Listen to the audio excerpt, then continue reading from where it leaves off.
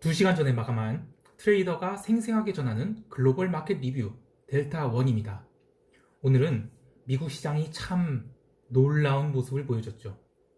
올해 4월 14일 이후 나스닥이 일간 상승률이 제일 컸다고 하는데요. 저는 이 트레이더의 관점에서 이야기하면 현재의 내재 변동성 수준에서 나오기 힘든 강력한 매수세가 미국 동부시간 2시 51분까지 이어졌다. 그렇게 얘기를 하겠습니다. 전일 종가 기준으로 이 갭상승이 벌써 1.6%가량 나온 상황에서 스트레이트로 거의 스트레이트로 플러스 4%까지 땡긴 거예요. 좀 많이 놀라웠습니다. 이 트레이딩 모델을 수정해야 할 정도로 드문 현상이 일어난 것인데요. 할 이야기가 참 많네요. 일단 아시아 시장부터 리뷰하겠습니다. 우선 아시아 세션 시작 전에 미국 지수 선물들은 약간의 언더로 출발을 했습니다. 지난주 금요일 종가 마감을 워낙 강하게 당겨놨기 때문에 약간의 이익 실현성 매도가 나온 것, 그리고 중국의 주말에 사실상 위안화 강세에 제동을 거는 그런 액션을 취한 것 등이 시장에서 시초가는 좀 쉬어간다, 그런 액션을 보여줬죠. 그러나 정말이지 5분도 안 돼서 다 감아버렸고요. 그리고 나스닥을 제외한 나머지 종목들은 약보합 정도로 움직였습니다. 그리고 오늘 일중 흐름으로도 이 위안화는 생각보다 약세폭이 크지 않았습니다. 즉 위안화 강세를 속도 조절하겠다는 것이지 약세로 강하게 돌리겠다, 그런 것은 아니라고 해석해야 되겠습니다. 코스피는 지난주 금요일을 놀았기 때문에 갭상승이 크게 나왔습니다. 허나 지난주 글로벌 시장이 핵심이 변동성 매도였기 때문에 우리 시장에서도 대량의 변동성 매도가 나왔습니다. 그런데 재밌는 것은 변동성 매도의 주체가 개인이었습니다. 언제부터 개인이 이렇게 선물 옵션을 잘했는지 모르겠네요. 아무튼 개인은 현물을 소극적으로 매도하면서 주가의 상승을 제한시켰고, 스트립셀 전략으로 이 풋옵션 중심이 매도를 해서 넘겼습니다. 물론 개인이 다 똑같은 개인은 아니죠. 그리고 외국인이 풋매수를 많이 했다고 해서 주가가 빠지는 것은 아닙니다. 이 옵션 스큐에 비해서 지나치게 옵션 가격이 싸게 되면 그냥 주식 매수, 풋매수 하는 그런 걸 할 수 있는 거예요. 왜냐면 그 주식 포트폴리오 대비 해지 비용이 워낙 싸면 그렇게 해지할 수 있는 거거든요. 네, 외국인 입장에서는 그냥 해지 비용 쓰는 겁니다. 아무튼 그렇게 코스피는 그냥 비리비리 했는데요. 내부적으로는 배터리 악재 이런 얘기도 있었고 여러 가지 리콜 이슈도 있었고 그렇지만 그 코스피와 니케이만 힘이 없었지만 이 홍콩 증시는 난리도 아니었습니다. SMIC가 이 20%에 조금 안 되는 그런 폭등을 하면서 이 홍콩 증시를 오전장 마감 때까지 거의 스트레이트로 또 2.5% 상승시켰죠. 사실 오늘 상승으로 볼 수 있는 여러 가지 요인들이 있었습니다. 제가 말부터 이 외국인들이 과도하게 홍콩 증시를 쇼팅하고 있다라고 했죠. 만약에 글로벌 센티먼트가 위로 돌게 되면 홍콩 증시가 이 정도면 굉장히 저렴한 영역에 들어온다, 따라서 적극 매수해도 된다라는 얘기를 했었죠. 저는 사실 얼마 못 샀어요. 그래서 좀 아쉽긴 한데 그래도 좀 들고 있어서 아주 훈훈했죠. 지난주 그 윗꼬리 음봉 2개를 만들었지만 이게 하락이 음봉이 아니라 가벼운 조정이 음봉이고, 또 오늘 보합 출발한다면 아주 나이스한 이 롱 포지션이 진입이 기회가 되기 때문에 컨비션 롱 콜이 나온 겁니다. 그렇게 오늘 큰 폭등이 나왔는데 여전히 위로 그 항생 기준 25,400선까지는 상승 여력이 있어 보이고요. 혹여 악재가 나온다면 대선 직후 중국과 대만이 갈등 리스크 그런 걸로 홍콩 증시가 불안해할 수도 있겠지만 그건 그때 가서 생각할 일이고요. 지금은 어쨌든 글로벌 증시 대비 많이 저평가로 있어서 한참 더 위로 열려 보인답니다. 그 외에 아시아 세션에서는 지표가 좀 없었습니다. 또 유럽 시장에서도 지표는 특히 없었고요. 유럽은 이 코비드 때문에 얼마 오르지 못했습니다. 사실 영국 지금 난리도 아닙니다. 신규 확진자가 신고가 돌파하고 있죠. 그러나 이제 유럽 세션도 글로벌 증시가 워낙에 강세인지라 이 투자 심리가 조금만 개선된다면 위로 강하게 돌 수 있을 거라고 보고 있습니다. 다만 유럽에 이 시장을 위로 핸들링할 이슈가 뭐가 있을지는 모르겠습니다. 유럽 세션에서 증시는 그저 안 밀리고 그냥 살살 받치면서 올랐다 정도고요. 오늘 유럽 채권들 중에서 또 이탈리아 채권이 계속 오르고 있습니다. 오늘 또 0.42% 올랐죠. 그리고 상대적으로 독일 채권은 못 올랐습니다. 지금 이제 10월 13일 그래서 얼마 안 남았는데 제가 옛날에 그 채권 텐트럼이 10월 18일인가 그때쯤 일어났던 것 같아요. 10월 한 셋째 주쯤에요. 정말이지 다음 주쯤에 그 이탈리아 채권 아주 완전 초폭등이 나오는 거 아닌가 싶습니다. 아무튼 간에요. 자, 그 이슈가 이제 유럽 채권 중에서 이탈리아 채권이 독일 채권과 이제 국채와 스프레드가 계속 좁혀진다. 이거 슬슬 뉴스 나오고 있거든요. 근데 뭐 이 뉴스에 대해서는 딱히 코멘트는 없는 것 같아요. 그런데 저는 이게 헤지펀드 애들이 이탈리아 채권들 공매도 친 거 지금 눈물을 머금고 계속 걷어내고 있다. 그래서 이탈리아 채권이 굉장히 강세다. 이렇게 보고 있습니다. 자, 다시 얘기를 돌아올게요. 그 나스닥 선물은 오늘 그 유럽 세션보다, 그러니까 아시아 세션에서도 처음에만 약세였지 계속 버티다가 그 중국 그 홍콩 증시가 워낙 좋았을 때 그때 한번 레벨업 했고요. 그 다음에 또 유럽 세션 시작하기 전에 또 한번 레벨업 합니다. 이 유럽 세션 시작할 때 그 미국 증시의 그 프리마켓이 시작하죠. 근데 그 프리마켓에서 애플이 그 인앱 결제 사건 그 승소 관련 이슈가 나오면서 플러스 3%대 상승을 합니다. 그래갖고 나스닥 선물이 아주 폭등을 하죠. 그리고 그 뒤로도 나스닥은 계속 강세였습니다. 이 정확히 얘기하면 아시아 세션서부터 오늘 나스닥 이 랠리의 씨앗이 있었다라고 봅니다. 그래서 홍콩 시장 참여자들이 워낙 이제 그 홍콩이 강하게 돌면서 글로벌 증시에 대해서 롱 헤지를 나스닥 선물에다가 했다고 보고요. 그리고 유럽 세션 직전에 또다시 들어오는 거, 그리고 유럽 현물 본장 시작하고 증시가 안 밀리니까 또 나스닥 계속 롱 들어오고, 그리고 이제 프리마켓에서 그 테크 스탁들 계속 뭐 애플만 처음엔 빨간색에 나머지도 계속 슬슬 빨간색 들어왔죠. 그래서 이미 본장 시작 전에 나스닥이 갭상승으로 뭐 굉장히 크게 올라서 출발하는데요. 자, 근데 조금 이상한 게 이렇게 생각할 수 있습니다. 오늘 엔화 강세였죠. 그리고 비달러는 모두 살짝 조정이었죠. 기름은 오늘 전혀 못 오르고 유럽 세션에서 눌리다가 뭐 미국 세션은 아예 눌려버려요. 하락을 2%대, 2.5%대 하락을 해요. 또 뭐 이런 것들은 다 이제 리스크 오프 이슈 아니냐라고 생각할 수 있겠는데요. 개별 종목 뜯어보면 각각의 흐름은 그 납득이 갑니다.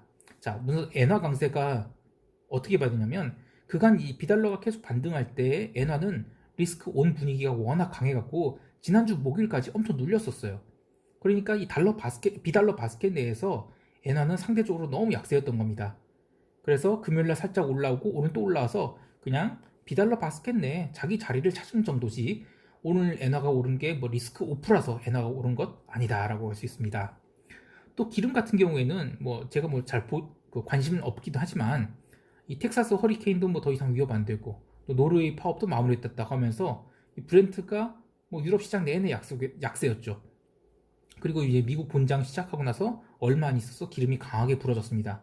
근데 그 뒤로 또 변동성이 없었어요. 그래서 이런 건 뭐냐면 그냥 시장이 이 기름 시장에 대해서는 막 포지션을 길게 갖고 가고 막 이렇게 할 수 있는 상황이 아니란 겁니다. 그냥 얘는 그 흐름 없이 왔다 갔다 하는 겁니다.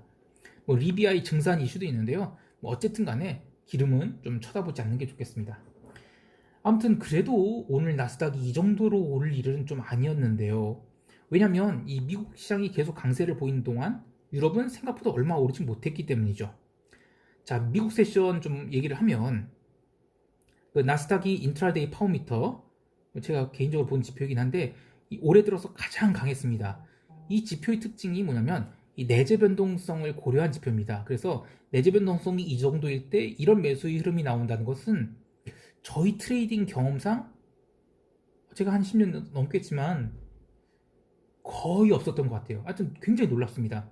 보통 이 정도 내재 변동성에서는 많이 올라봤자 한 2.6%에서 2.8%, 정말 많이 오르면 3.3%까지 오르거든요.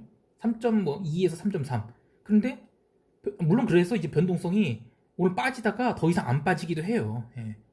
어쨌든 간에 그 언론에서는 올해 4월 14일 이후로 나스닥 일간 상승률은 오늘 최고치 기록했다고 하는데 4월 14일이라 워낙에 내렸었으니까 그때는 뭐 강하게 반등 들어오는 건 맞습니다. 그런데 오늘의 상승은 그런 바닥에서의 상승이 아니죠. 그러면 왜 나타난 거냐? 이 두 가지 강력한 상승 재료가 이 혼합돼서 나타난 흐름이라고 볼 수 있겠습니다. 첫 번째 상승 재료는 이 바이든 숏 커버링입니다. 바이든이 되면 뭐 어떻게 되고 저떻게 되면서 시장의 숏 포지션을 구축한 쪽이 굉장히 많습니다. 근데 오늘 그쪽에서 걷어냈다고 봅니다. 사실 오늘 뭐 경제 지표도 없었고 뭐 개별 종목 이슈도 뭐 이번 주 실적 발표에 애플은 뭐 5G 아이폰 발표에 뭐 아마존은 서프라임 아니 저기 서프라임이래 그 프라임데이 시작되면서 그 매출 엄청 땡길 거다 뭐 이런 긍정적인 이슈는 있었지만 그것만으로는 오늘 장중에 4%를 땡기기에는 좀 부족하죠. 네. 어쨌든 이 동부 시간 그 2시 51분까지는 거의 닥치고 매수가 들어왔는데 이런 살 떨리는 매수세는 숏도리의 커버링이라고밖에 볼 수 없습니다. 참 절망적인 커버링이었겠죠. 자, 두 번째는 이 포모렐리입니다. 뭐 바이든 숏 커버링과 같은 얘기가 아닐 수 아니냐라는 생각도 있겠지만 그건 아니고요. 조금 다른 게 이 지금 글로벌 증시가 웬만한 재료들로도 더 이상 숏이 안 나오고 있습니다. 그리고 개별 뭐 섹터들 뭐 레이스가 나오고 있는데 사실상 잘 보면 가는 놈만 가고 있는 겁니다. 바로 G2, 테크, 미국 테크와 중국 증시. 이거 외에는 딱히 막 엄청나게 아웃퍼폼하는 게 별로 없어요. 특히 이제 그 이어 투 데이트로 보면요. 그래서 이 좀 있으면 이제 이어 투 데이트를 이 성과로 그 리포팅 해야 될 때가 오는데 여기서 뭐 이제 와서 EM 섹터에 롱을 지르고 뭐 다른 거 뭐 찾아서 지르고 하는 것보다는 기왕 잘 나가는 거에 어큐뮬레이션을 더욱더 강력하게 해서 그 이어 투 데이트 성과를 맞추는 게 더 유리하죠. 뭐 지난주에도 제가 이 나스닥이 가는 이유에 대해서 이 펀드 매니저들이 이 고점에서 처질렀다가 물릴망정 안 사고 그냥 바보 되는 것보다는 어차피 잘리는 거 똑같으니까 그냥 닥치고 매수한다 그런 이야기를 했는데요. 아 그래도 그렇지 참 대단합니다. 개별 종목 간단히 보면 애플이 뭐 6.35%, 와우. 아마존 4.75%, 뭐 구글, 페북, 마소 뭐 다들 어마어마하게 올랐는데요. 이렇게 테크가 강하면서 나스닥 선물은 12,198포인트까지 올랐습니다. 이 첫 번째 고점은 동부시간 2시 28분에 기록을 했는데 점심 먹고 들어와서 포지션 보고 손절할까 말까 하다가 결국엔 손절한 시간이겠죠. 근데 저는 그보다 좀 더 늦게 손절이 나올 줄 알았어요. 2시 36분쯤에. 그런데 그 전에 좀 나오더라고요. 그리고 그 뒤로 한번 강하면 눌림이 나오려는 듯했는데 여전히 매수세가 살아있어서 그 2시 51분에 고점 그 내리가기 시작합니다. 사실 오늘 같은 매수세는 장마감 30분까지는 계속되는 경향이 있는데요. 의외로 오늘은 그냥 워낙에 상승이 강했어서 그런지 2시 58분까지만 매수세가 들어왔다. 그리고 그다음부터는 이제 현물이 매도세가 이제 이익실현성 매도죠. 그런 게 이제 강하게 나오면서 또 마감까지 거의 1시간을 스트레이트로 1%를 밀었습니다. 아, 오늘 사실 말을 이렇게 하는데 굉장히 힘든 장입니다. 왜냐면 이 그 트레이딩 모델로 트레이딩을 하는데 그 모델에서 벗어나게 되면 손절을 하거나 해징을 해야 되는데 물론 해징을 할 수도 있지만 그 해징을 하면 또 오버나잇 리스크가 있거든요. 그리고 해징하는 비용을 고려해야 되는데 사실 오늘 같은 경우는 어쩔 수 없이 그냥 손절을 해야 되는 날입니다. 뭐 제 모델상으로는 오늘 같은 흐름은 참 나오기가 힘든 흐름이었기 때문에 어쩔 수 없이 막 손절이 나갔는데 조금 오늘 금액이 크네요. 뭐, 천 단위가 아니 한 몇천 단위가 넘어가고 지금 사실 많이 아프긴 한데 뭐 이럴 수 있죠. 예. 근데 어쨌든 간에 어쨌든 아유 스트레스네요. 쉐리나 파이팅! 빠샤빠샤! 자 다시 얘기를 할게요. 얼마 안 남았습니다. 그 외 지수들 보면 이 러셀은 오늘 0.5%밖에 상승 안 했고 또 S&P도 나스닥 상승분이 절반밖에 오르지 않았지만 내일부터 이 다우지수에 들어가는 굵직한 종목들 실적 발표가 시작됩니다. 뭐 이른바 수혜주들이 실적이 나올 텐데 이 S&P 변동성 선물을 보면 한 번 더 눌림이 나와도 전혀 어색하지 않은 모습이죠. 따라서 내일도 S&P는 또 한 번 상승을 시도하지 않을까 싶습니다. 또 상승한다니 참 그러네요. 시장 총평을 하면 이 변동성 수치에 비해서 이 나스닥 매수세가 이렇게 강했던 적이 참 드문 현상입니다. 그래서 좀 의외의 모습이기 때문에 저희 트레이딩 모델을 조금 수정해야 될 것 같습니다. 어쨌든 내일 코스피 시장은 별일 없으면 또 강한 커버링이 나올 것 같은데 과연 시장이 누구의 손을 들어줄지는 궁금하네요. 모두들 잘 대응하시기 바라고요. 이 포모렐리는 못 본 트레이더들이 감당해야 할 몫입니다. 감당해야 할 또 리스크이고요. 그렇기 때문에 올해 많이 버신 분들은 이익 실현 잘하고 포지션을 줄여가는 하루가 되었으면 좋겠습니다. 오늘도 즐거운 하루 되시기 바랍니다. 이상 델타원이었습니다. 너무 고생 많으셨습니다. 힘내세요. 알았다.